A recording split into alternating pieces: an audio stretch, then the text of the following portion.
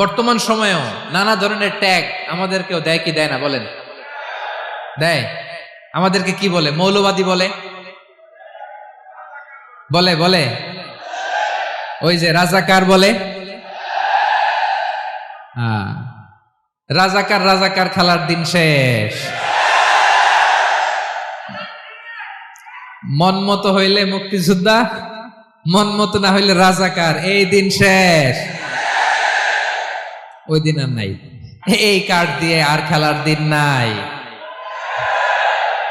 এগুলো মানুষ আর খায় না এখন, এগুলো গিলে না আর।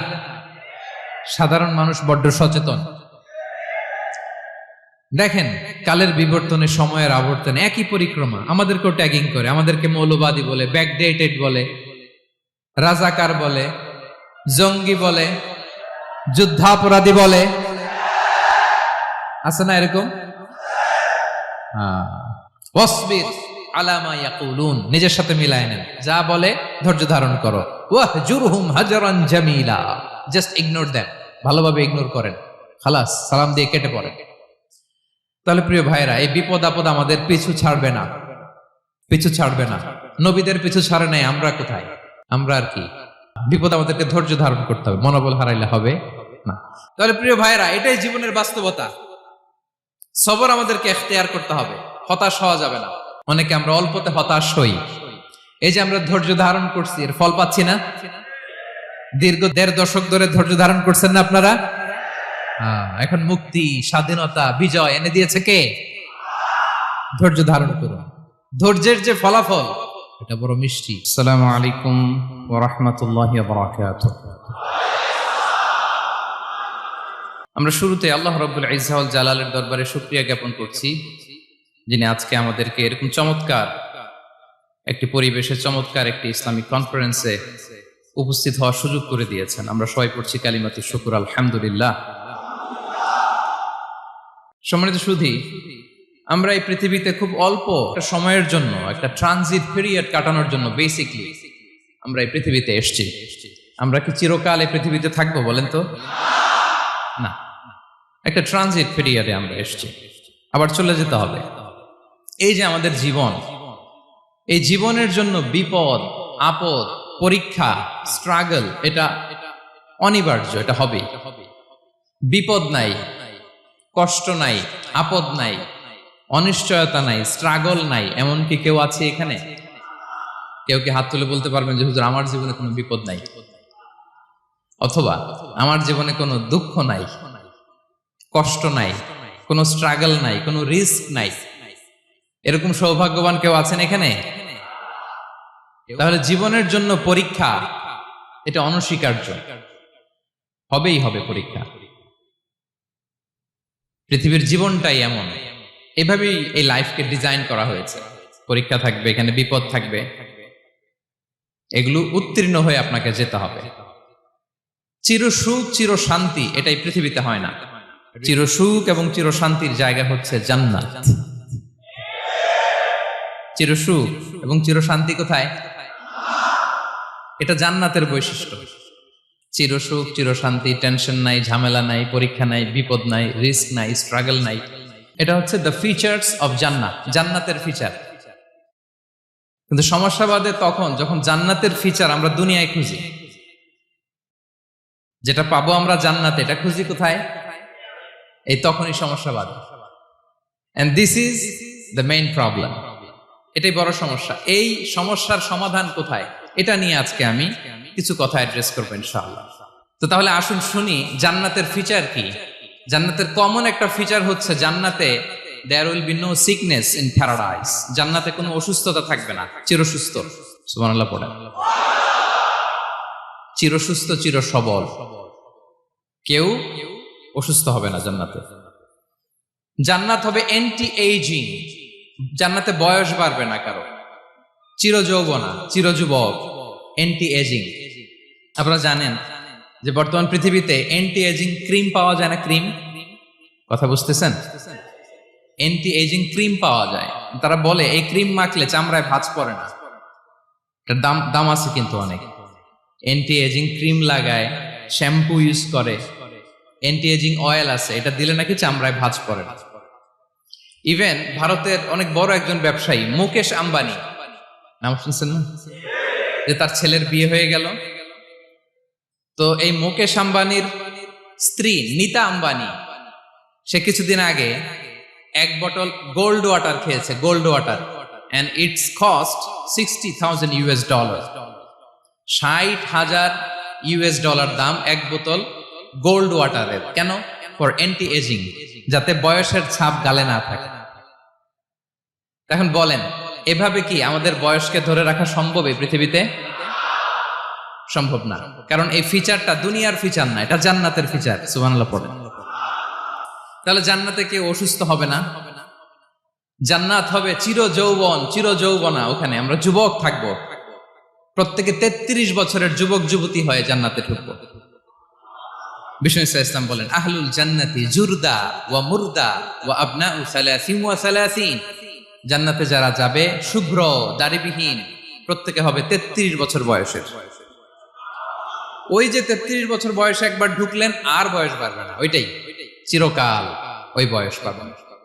জান্নাতের আরেকটা ফিচার হচ্ছে নো ফ্রাস্ট্রেশন, কোনো চিন্তা নাই, দুশ্চিন্তা নাই, হাইপার টেনশন নাই, সজীব প্রাণবন্ত। সুবহানাল্লাহ।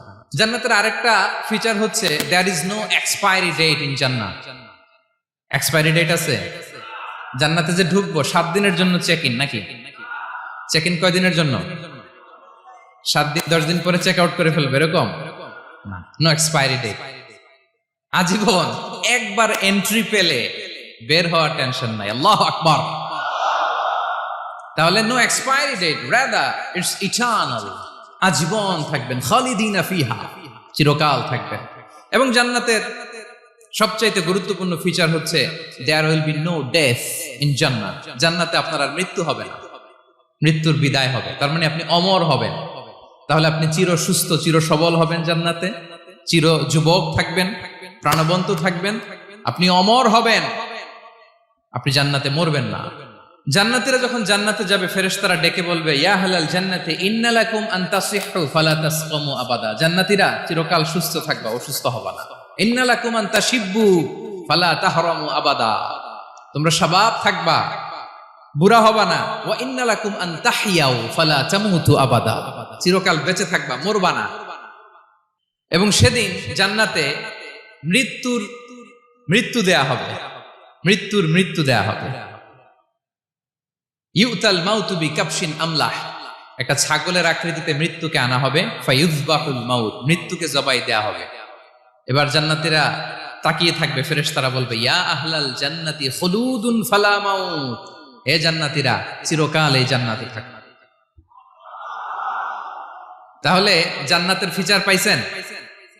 এখন কোন বোকা যদি এই ফিচার দুনিয়ায় খোঁজে, পাবে? পাবে না, কারণ দুনিয়ার ফিচার আলাদা। দুনিয়ার ফিচার কি? এই দুনিয়াতে বিপদ আসবে, কষ্ট আছে দুনিয়াতে, হতাশা আছে, ভয় আছে, অসুস্থতা আছে, বার্ধক্য আছে, এবং এই দুনিয়ার একটা এক্সপায়ারি ডেট আছে, আছে না? দ্য ডে ইউ ডাই, যেদিন আপনি মারা যাবেন, এটা আপনার এক্সপায়ারি ডেট। চলে যেতে হবে, চলে যেতে হবে। এই পৃথিবীতে মৃত্যুর অস্তিত্ব আছে। সবকিছু থমকে দিয়ে, আপনাকে চমকে দিয়ে মৃত্যু চলে আসবে, ঠিক কিনা বলেন? তাহলে এগুলো হচ্ছে দুনিয়ার ফিচার। এই দুনিয়াতে বিপদ আপদ, কষ্ট, ঝুঁকি, স্ট্রাগল, বার্ধক্য, অসুস্থতা, এগুলো নিয়ে আমাদেরকে টিকে থাকতে হয়। এটা দুনিয়ার ফিচার, মিলায় ফেললে হবে না। জান্নাতের ফিচার একটা, দুনিয়ার ফিচার আরেকটা। দুনিয়াতে কষ্ট থাকবে, বিপদ আপদ থাকবে। এই দুনিয়ার ফিচারটা আল্লাহ তাআলা কোরআনের একটা আয়াতে খুব চমৎকার ভাবে উল্লেখ করেছেন। সেটা দিয়েই আমি আলোচনা শুরু করেছি। আল্লাহ তাআলা ইরশাদ করছেন, ওয়ালা নাবলুওয়ান্নাকুম বিশাইইম মিনাল খাউফি ওয়াল জুই ওয়া নাকসিম মিনাল আমওয়ালি ওয়াল আনফুসি ওয়াস সামারাত ওয়া বাশশিরিস সাবিরিন। আল্লাহ তাআলা বলছেন, অবশ্যই অবশ্যই আমি তোমাদেরকে পরীক্ষা করব, ভয় দিয়ে, ক্ষুধা দিয়ে, সম্পদের ঘাটতি দিয়ে, আতঙ্ক দিয়ে, প্রাণনাশ দিয়ে, ফল ফসলের হানি দিয়ে পরীক্ষা করব। কিন্তু এই পরীক্ষায় যারা উত্তীর্ণ হবে, যারা সবর ইখতিয়ার করবে, ওয়াবাশশিরিস সাবিরিন, ধৈর্যশীলদের জন্যই হচ্ছে সুসংবাদ। আলহামদুলিল্লাহ পড়ে। তাহলে সম্মানিত সুধী, আমরা বুঝতে পারলাম এই পৃথিবীর ফিচার হচ্ছে এখানে বিপদ থাকবে, বিপদ ছাড়া কেউ থাকবে না। স্ট্রাগল থাকবে, কষ্ট থাকবে, ঝুঁকি থাকবে, রিস্ক থাকবে, এবং নানা ধরনের বিপদ আপদ দিয়ে আল্লাহ তাআলা আমাদেরকে পরীক্ষা করবেন। এটা মাস্ট, এটা আমাদের মাইন্ডসেটে নিয়ে নিতে হবে, মাইন্ডসেটে এটা ক্লিয়ার থাকতে হবে। চিরসুখ চিরশান্তি এই দুনিয়াতে মিলবে, কোথায় মিলবে তাহলে এটা? তাহলে বিপদ আসবেই, আপদ আসবেই, পরীক্ষা থাকবেই আমাদের জীবনে। তবে ইন্টারেস্টিংলি মজার বিষয় হচ্ছে পরীক্ষাটা এক একজনের এক এক রকম। পুরো পৃথিবীটা একটা পরীক্ষা ক্ষেত্র, কিন্তু কারো প্রশ্নপত্রের সাথে কারো প্রশ্নপত্রের কোনো মিল নাই। সুবহানাল্লাহ। আমার পরীক্ষা একরকম, আপনার পরীক্ষা আরেক রকম, ওই ভাইয়ের পরীক্ষা আরেক রকম, ওনারটা আরেক রকম। সবাই পরীক্ষার্থী, সবাই পরীক্ষার্থী, কিন্তু কারো প্রশ্নপত্রের সাথে কারো প্রশ্নপত্রের কোনো মিল নাই। কারো জন্য পরীক্ষা হচ্ছে সে খুব অসুস্থ, প্রচন্ড অসুস্থতা, তার জন্য পরীক্ষা। ক্যান্সারের রোগী, দুরারোগ্য ব্যাধি, ডক্টর বলছে 4th স্টেজে চলে আসছে, কয়েক মাস বাঁচতে পারে, এটা তার জন্য পরীক্ষা। আবার কারো দেখবেন যে খুব একটা অসুস্থতা নাই, অসুস্থতার ঝামেলা নাই, কিন্তু তার দারিদ্রতা আছে, তার আর্থিক অনটন, এটা তার জন্য পরীক্ষা। আবার কারো দেখবেন অসুস্থতাও নাই, দারিদ্রতাও নাই, তার দাম্পত্য জীবনের সমস্যা আছে না নাই? অনেকের দেখবেন এগুলো কোনোটাই সমস্যা না, তার ছেলে কথা শোনে না, মাদকাসক্ত। আহা, মাদকাসক্ত, রিহ্যাবে পাঠায়, আবার আসে, আবার গাঁজা খাওয়া শুরু করে, আছে না নাই বলেন? দেখেন তার পরীক্ষাটা আবার আলাদা। অনেকের দেখবেন মেয়ে বাবার কথা শোনে না। আবার অনেকের দেখবেন যে ব্যবসায় সমস্যা, লসের পর লস, লাভ উঠাতে পারে না। তাহলে পরীক্ষা ছাড়া, বিপদ আপদ ছাড়া দুনিয়াতে কেউ নাই, কেউ নাই প্রিয় ভাইরা। এটা আমাদের মাথায় রাখতে হবে। পরীক্ষা আপনাকে দিতেই হবে, পরীক্ষা দিয়ে দিয়েই নিজেকে প্রমাণ করতে হবে। আর এক একজনের পরীক্ষাটা এক এক রকম, কারো পরীক্ষার সাথে কারো পরীক্ষার কোনো মিল থাকবে না। তো মাঝে মাঝে আমরা এটা ভুলে যাই। আল্লাহ তাআলা কালামে পাকে রিমাইন্ডার দিয়ে আমাদেরকে স্মরণ করিয়ে দিতে চান যে এই পৃথিবীতে আসলে তোমরা এসেছো পরীক্ষা দিতে। এটাই জীবনের বড় বাস্তবতা। আমাদের জীবনে যত হতাশা, আমাদের জীবন নিয়ে যত অভিযোগ, আমাদের মনে যত কষ্ট, আমাদের হৃদয়ের ভেতরে যত অস্থিরতা, তার মূলে হচ্ছে এই সমস্যা যে আমরা ভুলেই গেছি আমরা পরীক্ষা দিতে আসছি। এটা যদি ভুলে না যান, এটা যদি আপনার মাইন্ডসেটে থাকে যে পুরো জীবনটা একটা পরীক্ষা, তাহলে দেখবেন কোনো কিছু আপনাকে কাবু করতে পারবে না। আপনি হতাশ হবেন না, জীবন নিয়ে আর অভিযোগ থাকবে না, আপনি ভেঙে পড়বেন না, সব অভিযোগ হতাশা দূর হয়ে যাবে। তার মানে বুঝতে পারলাম পরীক্ষা আপনাকে দিতেই হবে। পরীক্ষা দেয়া ছাড়া এই পৃথিবী থেকে চলে যাওয়ার কোনো চান্স বা সুযোগ আমাদের কারো নেই। সূরাতুল আনকাবুতে আল্লাহ তাআলা এই কথাটা আরো চমৎকার ভাবে বলেছেন। আল্লাহ তাআলা ইরশাদ করছেন, আহাসিবান নাসু আইয়ুতরাকু আইয়াকুলু আমান্না ওয়া হুম লা ইফতানুন ওয়ালাকাদ ফাতান্নাল্লাযীনা মিন ক্বাবলিহিম ফালা ইয়া'লামান্নাল্লাহু আল্লাযীনা সাদাকু ওয়া লা ইয়া'লামান্নাল কাযিবিন। আল্লাহ বলেন, মানুষ কি ভেবেছে সে শুধু বলবে আমি ঈমানদার আর তাকে আমি জান্নাতে ঢুকাই দিব? না, কখনো না, কোশ্চিন কালেও না। বরং পূর্ববর্তীকালে যারা পৃথিবীতে এসেছিল তাদেরকে আমি পরীক্ষা নিয়েছি, পরীক্ষা করেছি, এবং তাকেও ঈমানের প্রশ্নে সে সত্যবাদী না মিথ্যাবাদী পরীক্ষা দিয়ে দিয়ে নিজেকে প্রমাণ করতে হবে। ঠিক কিনা বলেন? পরীক্ষা দিয়ে আপনাকে প্রমাণ করতে হবে। এবং এই পরীক্ষার ব্যাপারটা, এটা যে শুধু আমরা সাধারণ মানুষ আমাদের জীবনে দুঃখ বিপদ পরীক্ষা এমনটা না। এই পৃথিবীর সবচাইতে শ্রেষ্ঠ মানুষ যারা ছিলেন তাদেরকে আল্লাহ পরীক্ষা নিয়েছেন। বলেন তো এই পৃথিবীতে সবচাইতে শ্রেষ্ঠতম মানুষ কারা? সবচাইতে শ্রেষ্ঠ ভালো মানুষ কারা ছিল পৃথিবীতে? বলেন তো নবীরা। আওয়াজ করে বলেন তো কারা? তো বলেন তো নবীদের জীবনে পরীক্ষা ছিল কি ছিল না? হ্যাঁ ছিল। বেশি না কম? বিষ্ণু ইসলামকে জিজ্ঞাসা করা হলো, আইয়ুন নাসি আশাদ্দু বালাআন ইয়া রাসূলুল্লাহ, হে আল্লাহর রাসূল এই পৃথিবীতে কাদের জীবনে পরীক্ষা বেশি? বিষ্ণু ইসলাম বললেন, আল আম্বিয়া, নবীদের জীবন। আল আম্বিয়া সুম্মাল আমসাল ফাল আমসাল, সবচাইতে জীবনে পরীক্ষার সম্মুখীন সবচাইতে বেশি হয়েছেন নবীরা। তারপরে নবীদের পরবর্তী অবস্থান যাদের, সিদ্দিকিন যারা, সোহাদা যারা, সলিহিন যারা, আল্লাহওয়ালা যারা, তাদের জীবনে পরীক্ষা বেশি। ইউবতালার রাজুলু আলা হাসাবি দীনি, ব্যক্তির দিনদারি যত বেশি তার জীবনে আল্লাহর পরীক্ষাও তত বেশি। আপনি আল্লাহওয়ালা হবেন, আপনার জীবনে পরীক্ষাও অনেক বেশি। এজন্য ইমানদার হওয়া যেমনি মর্যাদার, ইমানদারের জীবনে পরীক্ষাও হবে অনেক বেশি। এবং পরীক্ষা যত বড়, খেয়াল রাখতে হবে, মন খারাপ করার কোনো সুযোগ নেই। পরীক্ষা যার জীবনে যত বড়, সেটাতে সফল হতে পারলে ওটার প্রতিদানও বড়। পরীক্ষা যত বড়, এটাতে সাকসেস হইতে পারলে এটার রিওয়ার্ডও তত বড়। বিষ্ণু ইসলাম বলেন, ইযামুল জাযাই মাআ ইযামিল বালা, বালা যত বড়, জাযাও তত বড়, প্রতিদানও তত বড়।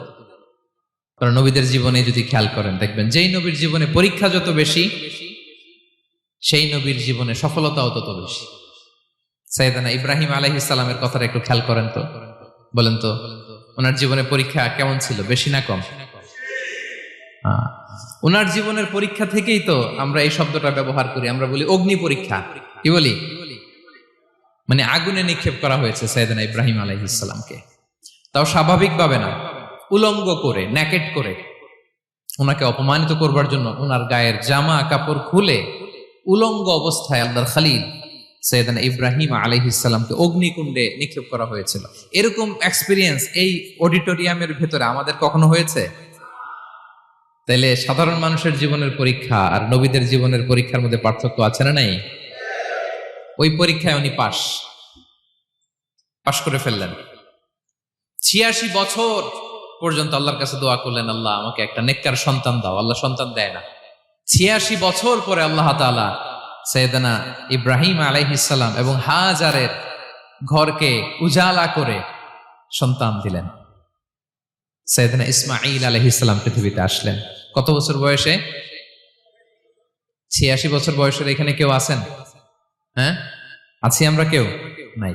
86 বছর বয়সে প্রথম সন্তান পেয়েছে। তাদের ঘরকে উজালা করে আল্লাহর নবী সাইয়েদনা ইসমাঈল আলাইহিস সালাম আসলেন। এবার আল্লাহ বললেন, যাও স্ত্রীকে আর এই কলিজার টুকরা সন্তানকে, থাকো তো প্যালেস্টাইনে, প্যালেস্টাইন থেকে ১,৫০০ কিলোমিটার দূর, দ্য ব্যারেন ল্যান্ড, ওই মক্কার ধুধুমরু প্রান্তরে রেখে আসো, যেখানে কেউ নাই, মানুষ নাই, গাছ নাই, পাখি নাই, পানি নাই, যাও রেখে আসো। আচ্ছা বলেন তো, ৮৬ বছর পরে যে লোকটা সন্তান পেল, বুঝে শুনে উত্তর দিয়েন, ৮৬ বছর পরে যে লোকটাকে আল্লাহ তাআলা সন্তান দিল, তার হৃদয়ে ওই সন্তানের জন্য মায়া বেশি না কম? এমনি তো আমাদের প্রথম সন্তানের হিস্ট্রিটা একটু খেয়াল করেন তো। প্রথম আমাদের যে মেয়ে হয়েছিল বা যাদের ছেলে হয়েছিল, তার প্রতি আদর, সোহাগ, দরদ, ভালোবাসা, আল্লাহ কত ছিল। আর ৮৬ বছর বয়স আল্লাহ তাআলা ওনাকে সন্তান দিলেন, দিয়ে বললেন, যাও হাজারকে আর ইসমাঈলকে মক্কার ধুধুমরু প্রান্তরে রেখে আসো। আল্লাহ তাআলা বলতে দেরি, চলে যেতে দেরি নাই, মুহূর্তে উনি রওনা হয়ে গেলেন। সুবহানাল্লাহ পড়বেন না? রেখে আসলেন মক্কার ধুধুমরু প্রান্তরে। এবার আল্লাহ বললেন, যাও রিটার্ন ব্যাক টু প্যালেস্টাইন, প্যালেস্টাইনে চলে যাও। চলে গেলেন, হৃদয়টা ভেঙে খান খান। অনেক বছর পরে আল্লাহ তাআলা আবার অনুমতি দিলেন, যাও এবার ছেলেকে দেখে আসতে পারো, যাও প্যালেস্টাইন থেকে আবার মক্কায় যাও। সাইয়েদনা ইব্রাহিম আলাইহিস সালাম প্যালেস্টাইন থেকে আবার ১,৫০০ কিলোমিটার পথ পাড়ি দিয়ে, এখনকার মতো ফ্লাইটে যায় না, গাড়িতেও না, উটে করে। কিসে করে? উনি যে কতবার মক্কা থেকে ফিলিস্তিন এসেছেন আর গিয়েছেন, কোন ইয়ত্তা নাই, হিসাব নাই। গেলেন, এবার ছেলেটা হাঁটতে পারে, দৌড়াতে পারে, একটু একটু কথা বলতে পারে, আব্বু আব্বু ডাকতে পারে। কেমন মায়া লাগে বলেন তো? মায়া ভালোবাসায় যখন টইটম্বুর, ঠিক ওই মুহূর্তে আল্লাহ বললেন, ছেলেকে জবাই করো, জবাই করো ছেলেকে। আল্লাহ তাআলা বলতে দেরি করেছেন, আল্লাহর আদেশ পালনে ১ সেকেন্ডও তিনি দেরি করেন নাই। ছুরি চালালেন, জান্নাত থেকে দুম্বা নিয়ে আসা হলো। এভাবে আল্লাহর নবী ইব্রাহিম আলাইহিস সালাম উনার জীবনের প্রতিটি ক্ষেত্রে যেখানে আল্লাহ তাআলা উনাকে পরীক্ষা নিয়েছেন, উত্তীর্ণ হয়েছেন। এবং দেখেন ওনাকে আল্লাহ তাআলা কি উপহার দিলেন? আল্লাহ তাআলা ওনাকে খলিলুল্লাহ উপাধি দিলেন, আল্লাহর বন্ধু। সুবহানাল্লাহ বলেন।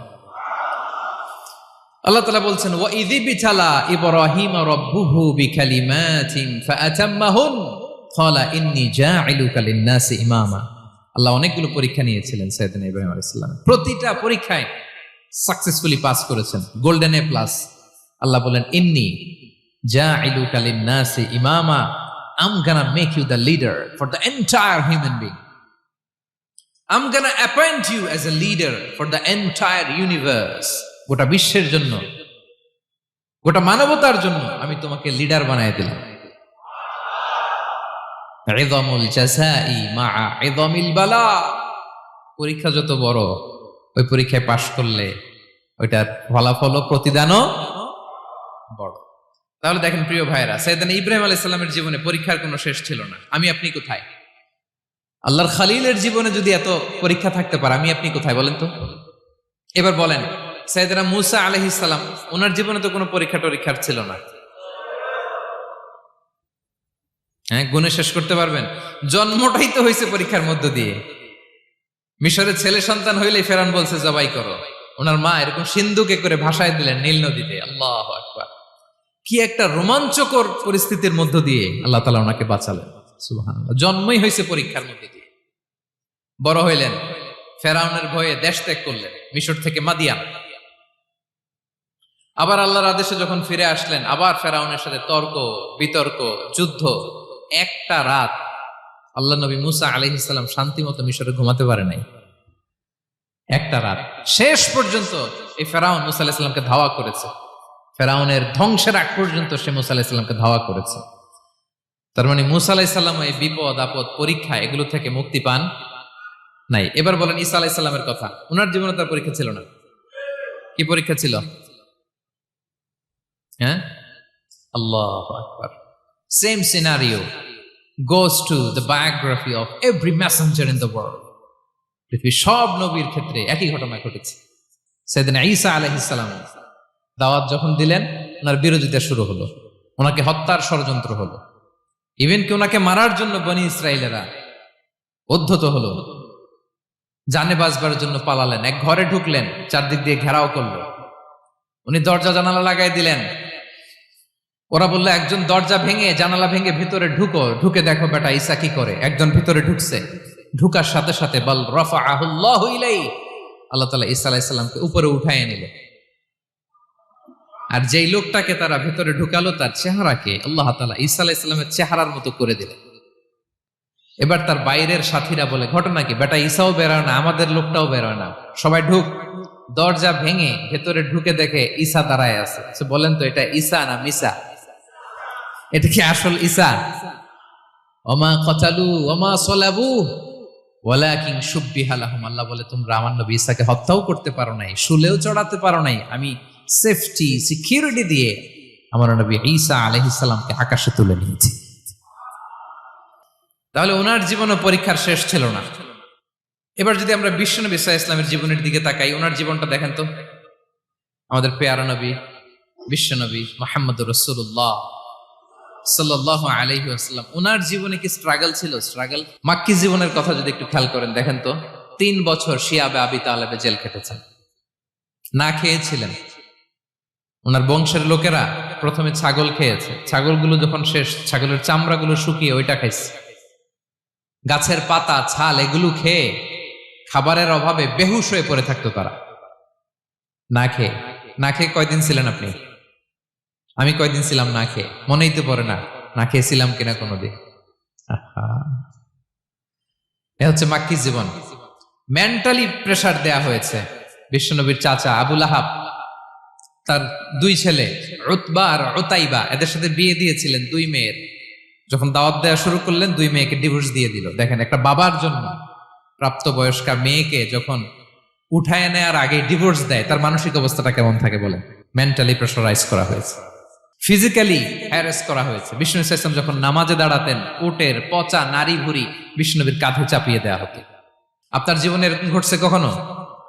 আপনি নামাজ পড়তেছেন, উটের পচা নারী ভুঁড়ি আপনার কাঁধে চাপিয়ে দেওয়া হয়েছে। কয়দিন হয়েছে এরকম? কয়দিন হয়েছে? হ্যাঁ, তারপরে তো আলহামদুলিল্লাহ বেরোয় না মুখ দিয়ে। কেমন আছেন হুজুর? কয়েন না, বেশি একটা সুবিধার না, তাই না? বেশি একটা একটু মিলাবেন। কতটুকু পরীক্ষা আমরা দিয়েছি? তায়েফে গেলেন বিশ্বনবী, তায়েফে গেছিলেন জমির বায়না দিতে, তাই না? জমি কিনবে তায়েফে। তায়েফবাসীদেরকে জাহান্নামের আগুন থেকে বাঁচাতে গিয়েছিলেন, নিজের জন্য না। সেখানে তায়েফের ছেলেরা পাথর মেরেছে বিষ্ণু ইসলামের গায়ে। এত শুভ্র দেহ ছিল, চেহারা ছিল, বিষ্ণুবীর গা দিয়ে ঝরঝর করে রক্ত ঝরেছে। ফিজিক্যাল হ্যারাসমেন্টের শিকার হয়েছেন বিষ্ণু ইসলাম। যখন যেদিন বিষ্ণু ইসলামকে হত্যার ষড়যন্ত্র করা হলো, আল্লাহ তাআলার আদেশে তিনি মক্কা থেকে মদিনায় হিজরত করলেন। মদিনাতে যে একটা রাত, সপ্তম হিজরির আগ পর্যন্ত শান্তিতে ঘুমাতে পারেন নাই। 3 দিকে 3 ইহুদি বসতি, বনু কাইনুকা, বনু নদীর, বনু কুরাইজা। আহা, খাওয়ার মধ্যে বিষ মিশিয়ে দেয়া হয়েছিল বিষ্ণু ইসলামের। বাজুর, খাসির বাজুর রান পছন্দ করতেন। এক ইহুদি মহিলা বিষ্ণু ইসলামের ওই রানের মধ্যে বিষ মিশিয়ে দিয়েছিল। ওই বিষের যন্ত্রণায় মৃত্যুর আগ পর্যন্ত বিশ্বনবী কাতরাতেন, এবং উনি ইন্তেকালের সময় ওই বিষের ব্যথা যন্ত্রণাতে ইন্তেকাল করেছেন। বিশ্বনবীর ইন্তেকালটা শাহাদাতের ইন্তেকাল ছিল। বিষ্ণু ইসলাম বলেছেন, ওই যে খায়বার এলাকার ওই মহিলা যে আমার খাবারে বিষ মিশিয়েছিল, সেই বিষের যন্ত্রণা, বেদনা, কষ্ট আমি অনুভব করছি। খেয়ে না খেয়ে দিন প্রচারের কাজে নিজেকে দিয়েছ বিলিয়ে, তায়েফের কাফিরেরা চিনল না সে আলো, দুষ্ট ছেলেদের পিছু দিল লেলিয়ে, পাথরের আঘাতে ক্ষত বিক্ষত হয়ে সারা শরীর থেকে রক্ত ঝরে। হে রাসূল তোমাকে ভুলি আমি কেমন করে, হে রাসূল তোমাকে ভুলি আমি কেমন করে। হাজার ব্যথা বেদনার পরে ফিরে আসনি তুমি আপন ঘরে, দিনের আলো তুমি ছড়িয়ে দিতে চলে গেলে মদিনায় মক্কা ছেড়ে। হে রাসূল তোমাকে ভুলি আমি কেমন করে, হে রাসূল তোমাকে ভুলি আমি কেমন করে। ঠিক কিনা বলেন? একটা রাত শান্তিতে, শান্তির ঘুম তিনি দিতে পারেন নাই। প্রিয় ভাইরা, তাহলে আমরা কি বুঝলাম? বিশ্বনবীর জীবনও পরীক্ষা ছিল কি ছিল না? আমাদের উপায় আছে? আমরা বাঁচতে পারবো এই বিপদ আপদ পরীক্ষা ঝঞ্ঝাল থেকে? বাঁচতে চাইলেও বাঁচতে পারবো? পারবো না। ইমাম মালিক আলাইহি রাহমা নাম শুনেছেন? ইমাম মালিক, ওনার জ্ঞান থেকে লাখো লাখো মানুষ উপকৃত হয়েছে, কোটি কোটি মানুষ উপকৃত হয়েছে। মদিনার রাস্তায় রশি দিয়ে ওনাকে টেনে হিচড়ে এক এলাকা থেকে আরেক এলাকায় নিত জালেম বাদশারা। ইমাম মালিক আলাইহি রাহমা। ইমাম আহমদ ইবনে হাম্বল, ওনাকে বেত্রাঘাত করা হতো, চাবুক দিয়ে পেটানো হতো। আল ইমাম আল আযম আবু হানিফা আলাইহি রাহমা, ওনাকে কারাবন্দী করা হয়েছিল।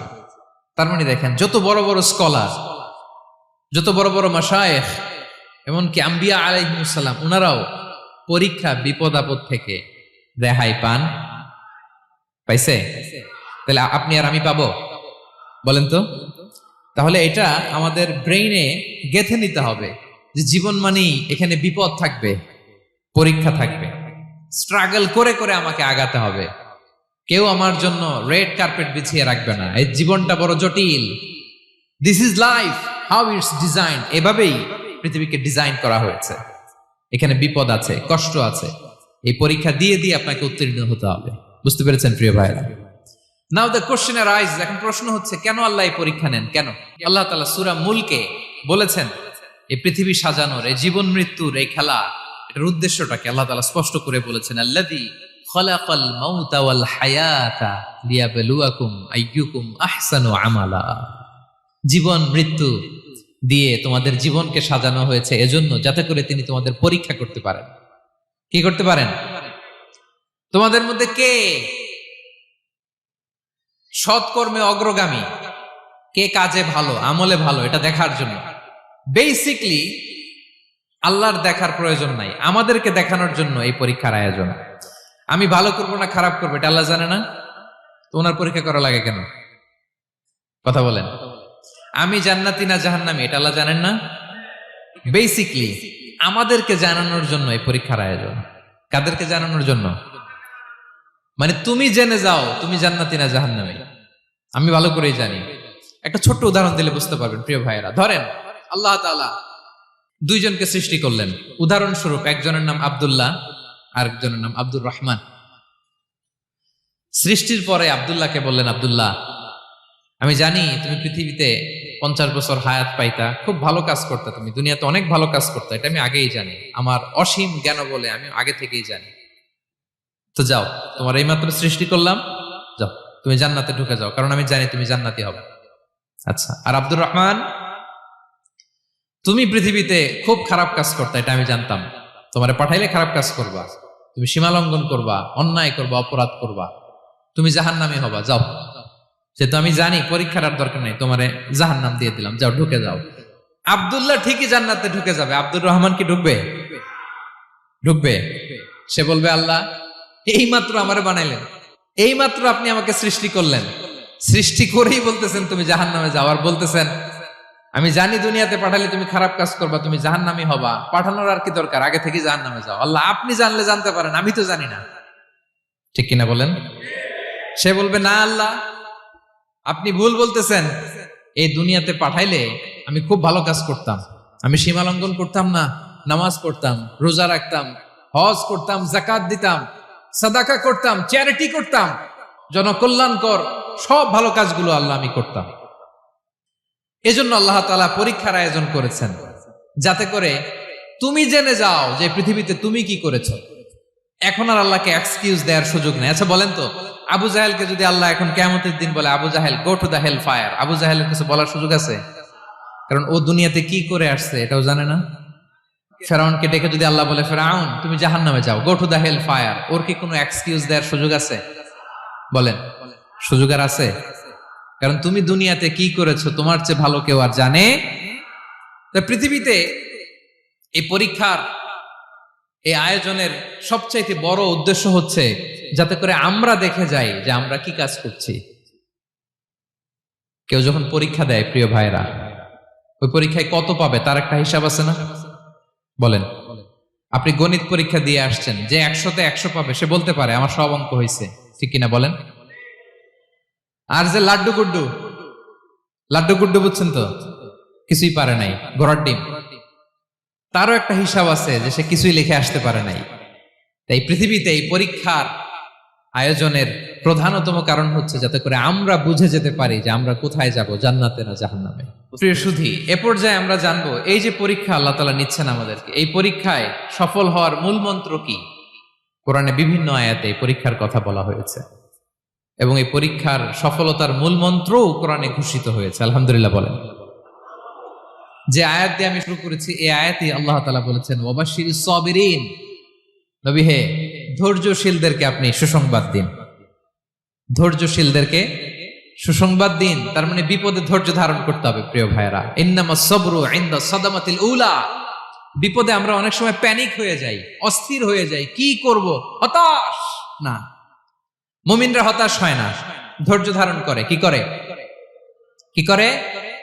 ধৈর্য ধারণ করার শক্তি দাও গো মেহেরবান আমায়, দাও গো মেহেরবান। পড়েন, ধৈর্য ধারণ করার শক্তি দাও গো মেহেরবান আমায়, দাও গো মেহেরবান। সবাই বলুন একসাথে, ধৈর্য ধারণ করার শক্তি দাও গো মেহেরবান আমায়, দাও গো মেহেরবান। বুকের ভেতর ব্যথার নদী বইছে অবিরাম, বইছে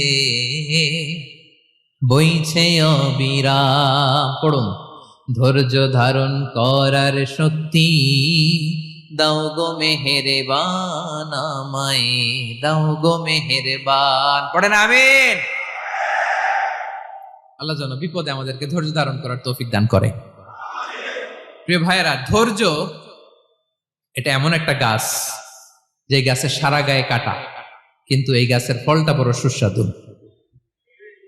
আই রিপিট, আমি আবার বলছি, ধৈর্য এটা এমন একটা গাছ যে গাছের সারা গায়ে কাটা, কিন্তু ফলটা বড় মিষ্টি, ফলটা বড় সুস্বাদু। সবাই ধৈর্য ধারণ করতে পারে না। বিষ্ণু ইসলামকে আল্লাহ তাআলা নানা সময় আশ্বস্ত করেছেন, সান্ত্বনা দিয়েছেন, আর ধৈর্যের বাণী শুনিয়েছেন। আল্লাহ বলেন, ফাসবির কামা সাবারা উলুল আজমি মিনার রাসূল। নবী হে, আপনার আগে দৃঢ় প্রত্যয়ী নবীরা যেরকম ধৈর্য ধারণ করেছে, আপনিও ধৈর্য ধারণ করুন। সূরাতুল মুজাম্মিল আল্লাহ তাআলা বলছেন, ওয়াসবির আলা মা ইয়াকুলুনা ওয়াহজুরহুম হাজরান জামিলা। ওরা যাই বলুক, আপনি ধৈর্য ধারণ করুন, ওদের কথাকে ইগনোর করুন। Just ignore what they are saying to you. যা বলে আপনি জাস্ট ইগনোর করেন। ওরা বিষ্ণু ঈসা ইসলামের মনোবলকে ভেঙে দেওয়ার জন্য কখনো বিষ্ণু ঈসা ইসলামকে কবি বলে গালি দিত। কবি কি বলতো? শায়ের। কখনো বলতো মজনুন, পাগল।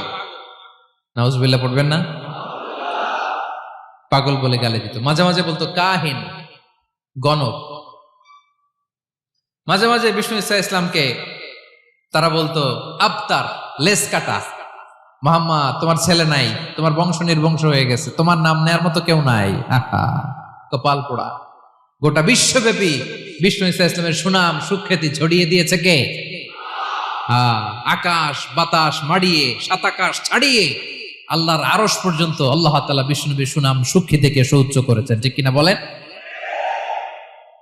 ইগনোর করুন। আপনাকে কবি বলে, গণক বলে, আপনাকে পাগল বলে, আপনাকে লেসকাটা বলে, জাস্ট ইগনোর দেন।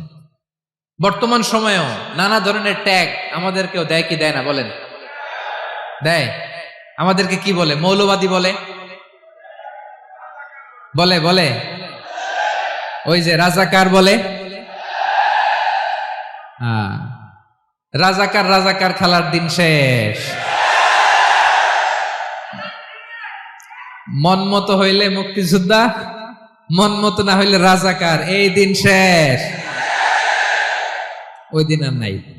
এই কার্ড দিয়ে আর খেলার দিন নাই। এগুলো মানুষ আর খায় না এখন, এগুলো গিলে না আর। সাধারণ মানুষ বড্ড সচেতন। দেখেন, কালের বিবর্তনে, সময়ের আবর্তনে একই পরিক্রমা আমাদেরকেও ট্যাগিং করে। আমাদেরকে মৌলবাদী বলে, ব্যাকডেটেড বলে, রাজাকার বলে, জঙ্গি বলে, যুদ্ধাপরাধী বলে। আছে না এরকম? ওয়াসবির আলা মা ইয়াকুলুন, নিজের সাথে মিলায় নেন। যা বলে ধৈর্য ধারণ করো। ওয়াহজুরহুম হাজরান জামিলা, জাস্ট ইগনোর দেন, ভালোভাবে ইগনোর করেন। খালাস, সালাম দিয়ে কেটে পড়েন। তাহলে প্রিয় ভাইরা, এই বিপদ আপদ আমাদের পিছু ছাড়বে না, পিছু ছাড়বে না। নবীদের পিছু ছাড়ে নাই, আমরা কোথায়? আমরা আর কি? বিপদ আমাদেরকে ধৈর্য ধারণ করতে হবে, মনোবল হারাইলে হবে না। দেখেন বিশ্বনবী কিভাবে আপনাদেরকে সান্ত্বনা দেয়। বিশ্বনবী বলেন, আজাবান লি আমরিল মুমিন, মুমিনের ব্যাপারটা বড় আশ্চর্যজনক। ফাইন্না আমরাহু কুল্লাহু লাহু খাইর, মুমিনের জীবনে যা ঘটে সবটাই খাইর, সবটাই কল্যাণ। ইন আসাবাতহু সাররাউ শাকারা ফাকানা খাইরাল্লাহ ওয়া ইন আসাবাতহু দাররাউ সাবারা ফাকানা খাইরাল্লাহ। মুমিনের জীবনে যদি সুখ আসে তাহলে মুমিন শুকরগুজার হয়, এটা তার জন্য ভালো। আর যদি মুমিন জীবনে দুঃখ আসে তাহলে সে সবর ইখতিয়ার করে, এটাও তার জন্য ভালো। সুবহানাল্লাহ। তাহলে দেখেন, আমরা হয় সুখে থাকি নয় দুঃখে থাকি, ঠিক কিনা বলেন? তাহলে সুখের সময় আমরা শুকর করি, কি করি? শুকরগুজার হই। শুকরিয়া করাও একটা ইবাদত, শুকরিয়া করাও কি? আর দুঃখের সময় আমরা সবর করি, সবর করাটাও একটা। তাহলে আমাদের পুরো জীবনটাই ইবাদত, পুরো জীবনটাই। সুখের সময় শুকর আর দুঃখের সময় সবর। আওয়াজ করে বলেন, সুখের সময় শুকর আর দুঃখের সময়। এই দুই ইবাদত মুমিন জীবনে চলমান, কন্টিনিউয়াস, একটা উইন উইন সিচুয়েশন। কি বলেন? উইন উইন হয়ে গেল না? যেই পরিস্থিতিতেই থাকে আমাদের জন্য লাভ। আল্লাহু আকবার। তাহলে প্রিয় ভাইরা, এটাই জীবনের বাস্তবতা। সবর আমাদেরকে ইখতিয়ার করতে হবে, হতাশ হওয়া যাবে না। অনেকে আমরা অল্পতে হতাশ হই, এই যে আমরা ধৈর্য ধারণ করছি, এর ফল পাচ্ছি না? দীর্ঘ 1.5 দশক ধরে ধৈর্য ধারণ করছেন না আপনারা? এখন মুক্তি, স্বাধীনতা, বিজয় এনে দিয়েছে কে? ধৈর্য ধারণ করুন। ধৈর্যের যে ফলাফল, এটা বড় মিষ্টি। ধৈর্য এমন একটা গাছ, এই গাছের সারা গায়ে কাটা, কিন্তু এর ফলটা বড় সুস্বাদু, এর ফলটা বড় মিষ্টি। ধৈর্য ধারণ করার অভ্যাস করতে হবে প্রিয় ভাইরা। মুমিন হতাশ হয় না, হাল ছেড়ে দেয় না। মুমিন ভরসা রাখে একজনের উপর, তিনি কে? লা তাইআসু মির রাউহিল্লাহ ইন্নাহু লা ইয়াইআসু মির রাউহিল্লাহি ইল্লাল কওমুল কাফিরুন। আল্লাহর রহ থেকে, রহম থেকে নিরাশ হয়ে যাও না। কাফির ছাড়া, অকৃতজ্ঞ ছাড়া কেউ আল্লাহর রহ থেকে, আশা থেকে নিরাশ হয় না। শয়তানের সবচেয়ে বড় মিশন হলো আমাদেরকে হতাশ বানানো, এটা খেয়াল রাখবেন। শয়তানের সবচাইতে বড় মিশন কি? আমাদেরকে হতাশ করে দেয়া। হতাশ বানাইতে পারলে সে সাকসেসফুল, খুশি। কিন্তু আমরা এত সহজে হতাশ হই না, আমরা নিরাশ হই না, আমরা বিপদে হাল ছেড়ে দেই না। আমরা ভরসা রাখি এক মহান সত্তার উপর, তিনি কে? মনে থাকবে, বিপদ আসলে ভেঙে পড়বেন, ভিসা না হইলে কান্নাকাটি শুরু করবেন, ব্যবসায় লস হইলে হাউমাউ, হতাশ হবেন, ভেঙে পড়বেন। ধৈর্য ধারণ করব আমরা। আওয়াজ করে বলেন, আমরা কি করব? সবর। বিপদ ট্যাকেল দেওয়ার প্রথম স্টেপ হচ্ছে সবর, ধৈর্য ধারণ করতে হবে। অবশ্যই সাবিরিন, ধৈর্যশীলদেরকে সুসংবাদ দাও। বিপদ থেকে বাঁচার দ্বিতীয় স্টেপ হচ্ছে এই বিপদ থেকে উত্তরণের চেষ্টা করতে হবে। কন্টিনিউয়াস প্রচেষ্টা চালিয়ে যেতে হবে। ওয়াল্লাযীনা জাহাদু ফিনা লানাহদিয়ান্নাহুম সুবুলানা। যারা আমার রাস্তায় চেষ্টা করে, প্রচেষ্টা করে, স্ট্রাগল করে, তাদেরকে আমি পথ দেখিয়ে দেই, সুবুল দেখিয়ে দেই, ওয়ে আউট দেখায় দেই, এক্সিট দেখায় দেই। কোথাও আটকাবেন না আপনি, আপনাকে এক্সিট দেখায় দিবে কে? মালয়েশিয়াতে কেলুয়ার বলে না? কেলুয়ার কি বলে চেনেন? কেলুয়ার মানে কি? এক্সিট। এক্সিট পেয়ে যাবেন, আটকাবেন না আপনি জীবনে কোথাও। 3 নাম্বার, আল্লাহর উপর তাওয়াক্কুল করতে হবে বিপদ আসলে। ওমাইয়া তাওয়াক্কাল আলাল্লাহি ফাহুয়া হাসবুহ। আল্লাহর উপর যে তাওয়াক্কুল করে, আল্লাহই তার জন্য যথেষ্ট হয়ে যায়। তাহলে বিপদে প্রিয় ভাইরা আমরা প্যানিক হব না, ধৈর্য ধারণ করব, বিপদ থেকে উত্তরণের সর্বোচ্চ প্রচেষ্টা চালিয়ে যাব, আর ভরসা রাখবো একজনের উপর, তিনি কে? আর বিপদ আসলে এটাকে নেগেটিভলি নেবেন না সব সময়। বিপদ আপদ এটা অনেক পজিটিভ, ভালো জিনিস আমাদের জীবনে বয়ে নিয়ে আসে। শাইখুল ইসলাম ইবনু তাইমিয়া আলাইহি রাহমা, উনি বলতেন, খুব দামি কথা, খুব হেভি ওয়েট কথা, মনোযোগ দিয়ে শুনুন। তিনি বলতেন, যে নেয়ামত তোমাকে আল্লাহ থেকে দূরে সরায়, ওই নেয়ামতের চেয়ে বিপদ ভালো, যে বিপদ তোমাকে আল্লাহর দিকে ধাবিত করে। আই রিপিট, আমি আবারও বলি, যে নাজ নেয়ামত তোমাকে আল্লাহ থেকে দূরে সরিয়ে দেয়, সে নাজ নেয়ামতের চেয়ে ওই বিপদ আপদ ভালো, যেই বিপদ আপদ তোমাকে আল্লাহর কাছে টেনে নেয়। তাহলে বিপদ আপদ আসলে আপনি হতাশ হবেন? আর কখনো দুঃখ করবেন? মোয়ারের ভাইয়েরা, আর মন খারাপ করবেন? আপনি খেয়াল করে দেখেন, বিপদ আসলে আমরা আল্লাহরে ডাকি বেশি। যখন অসুস্থ আপনি খেয়াল করেন তো, আল্লাহ আল্লাহ তুমি ছাড়া বাঁচানোর কেউ নাই, আল্লাহ আল্লাহ তুমি হেফাজত করো, আল্লাহ তুমি সুস্থ করে দাও। যখন লাইফ থ্রেট, দেখেন আপনি গুম হয়ে যেতে পারেন, আপনার কারাবন্দী করতে পারে, এরকম একটা বিপদের মধ্যে আছেন, তখন খেয়াল করেন তো আল্লাহর সাথে আপনার কানেক্টিভিটি, রিলেশনশিপটা কতটা ডেভেলপ হয়। কারণ বিপদে পড়লে আমরা আল্লাহরে ডাকি বেশি। তাহলে বিপদ আপদেরও কিছু পজিটিভ সাইড বা দিক আমাদের জীবনে আছে না নাই? অনেক পজিটিভ দিক আছে, কয়েকটা শেয়ার করি। 1 নাম্বার, আল্লাহ, 1 নাম্বার পজিটিভ সাইড তো বললাম, ইমাম ইবনু তাইমিয়া যেটা বললেন। এরপরে হচ্ছে মাঝে মাঝে আল্লাহ তাআলা আমাদের মর্যাদাকে আপগ্রেড করতে চায়, এলিভেট করতে চায়। আপনি ধরেন কোন একটা এয়ারলাইন্সের রেগুলার প্যাসেঞ্জার টিকিট কাটেন, মাঝে মাঝে হঠাৎ করে দেখবেন কাউন্টারে গেলে তারা বলে, you are upgraded to business class, অথবা you are upgraded to first class. যেহেতু রেগুলার প্যাসেঞ্জার, অনেক মাইলস জমা হয়েছে, আপগ্রেড করে দেয়। আল্লাহ তাআলা মাঝে মাঝে চায় তিনি আমাদের মর্যাদাকে, র্যাঙ্ক এটাকে আপগ্রেড করবেন, কিন্তু আমার যে আমল আখলাকের অবস্থা ওইটা দিয়ে ওই আপগ্রেড র্যাঙ্কে যাওয়ার সুযোগ নাই। বুঝতেছেন কথা? আল্লাহ চায় আমার লেভেল একটু আপ করতে, কিন্তু আমার আমলের যে অবস্থা এতে আমি ওখানে যাই না। তখন আল্লাহ কিছু বিপদ আপদ দিয়ে, পরীক্ষা দিয়ে বান্দাকে টেস্ট করে। ওই পরীক্ষায় যদি উত্তীর্ণ হন, সাথে সাথে আল্লাহ তাআলা আপনার লেভেল বা র্যাঙ্ক আপগ্রেড করে দেয়। সুবহানাল্লাহ পড়বেন না? তাহলে লাভ না লস? আওয়াজ করে বলেন, লাভ না লস? মুমিন জীবনের সব লাভ। যত বিপদ আপদ আপনাকে স্পর্শ করে প্রতিটাতেই আপনার জন্য কল্যাণ। বিষ্ণু ইসলাম বলেন, মা ইউসিবুল মুসলিমা মিন নাসাবিন ওয়ালা ওয়াসাবিন ওয়ালা হাম্মিন ওয়ালা হুজনিন ওয়ালা আযান ওয়ালা গাম্মিন হাত্তা শাওকাতি ইউশাকুহা ইল্লা কাফারাল্লাহু বিহা খাতায়া। আপনার জীবনে যত দুঃখ, যত যন্ত্রণা, যত টেনশন, যত অ্যাংজাইটি, যত ইনজুরি, এমনকি গোলাপ ফুল পাড়তে যে ওখানে যে কাটা বাঁধছে, বরই খেতে যে বরই গাছে ওঠার পর যে একটা কাটা বিঁধছে আপনার হাতে, এর কারণে আল্লাহ তাআলা আপনার গুনাহ মাফ করে দেয়। সুবহানাল্লাহ। তাহলে বিপদ আপদ দিয়ে আল্লাহ বান্দার মর্যাদাকে আপগ্রেড করে। বিপদ আপদে ফেলে আল্লাহ তাআলা বান্দার পাপ মোচন করে। বিপদ আপদ দিয়ে আল্লাহ তাআলা বান্দার শাস্তি মওকুফ করে। এমন পাপ করছেন এটার জন্য শাস্তি বরাদ্দ হয়ে গেছে, কিন্তু আল্লাহ তাআলা ওই শাস্তি থেকে মাঝে মাঝে আপনাকে বাঁচাতে চায়, তখন কিছু বিপদ দিয়ে বান্দারে পরীক্ষা করে। উত্তীর্ণ হলেই আল্লাহ তাআলা ওই শাস্তিকে মওকুফ করে দেয়। তাহলে আসুন সামারি করি, পুরো আলোচনাটার সামারি করি।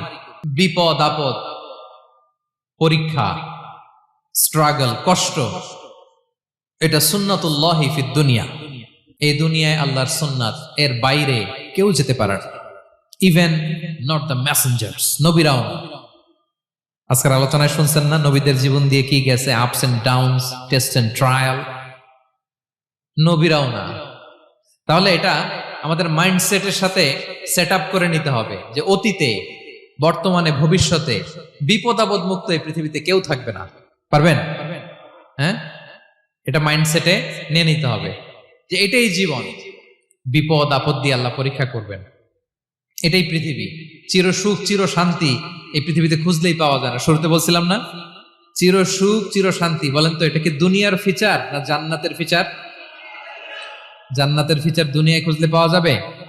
যাবে না। তাহলে আজকের আলোচনার 1 নাম্বার লেসন হচ্ছে বিপদ আপদ এটা সুন্নাতুল্লাহি ফিদ দুনিয়া। এই দুনিয়া আল্লাহর সুন্নাত, এটা থেকে মুক্তি পাওয়ার কোনো সুযোগ নাই, নবীরাও পায় নাই।